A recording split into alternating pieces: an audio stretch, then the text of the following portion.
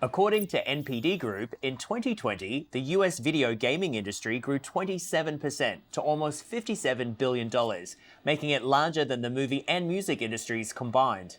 Gaming has changed significantly by blending gaming technology with Hollywood storytelling. Esports pioneer Johnathan Wendel was one of the first professional gamers on the scene.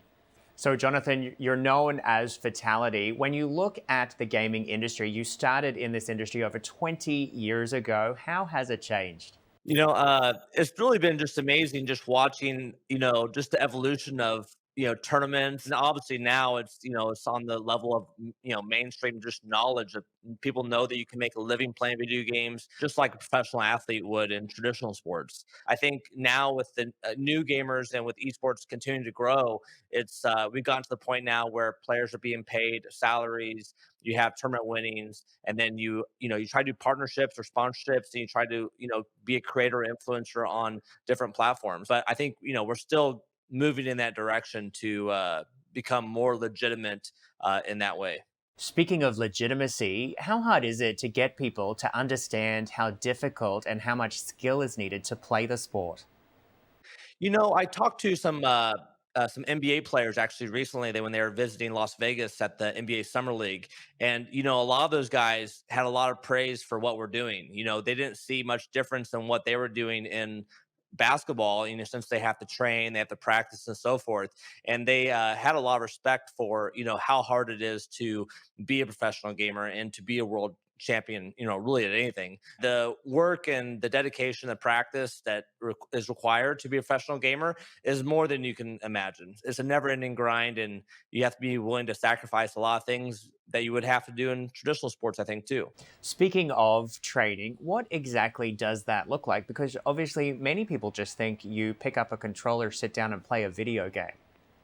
Training for me consisted of basically 8 plus hours a day in combat. So when I'm training for a world championship, I'm looking to play against people that are very skilled at different things. So it could be a guy's really offensive, a guy's really defensive, a guy could be really strategic. And so I would find sparring partners to train against that would have those characteristics. Really intense. I would wake up, do 4 hours training session, go run 2 3 miles. I thought physical fitness and running and exercising was very important to having fast reflexes and better hand-eye coordination. And you've launched the Fatal1ty Academy. How are you helping future gamers with this program? I even have current professionals coming to me and asking me, how can I beat the best player in the world? Look at what they're doing. I give kind of consultation in a sense of like, how are you training? How are you practicing? Esports and gaming, you can literally play from your home, and train and practice there. And eventually you step up and go to like the training camps or boot camps or have the gaming house. Esports and gaming are multi-billion-dollar industries. So, what does the future of esports and gaming look like?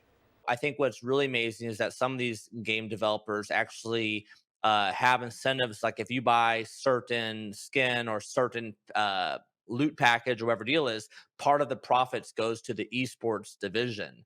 And I love that part of it because it really helps give us professional gamers a chance to make some money from doing what we love. You saw it probably in the Dota tournament, like the international.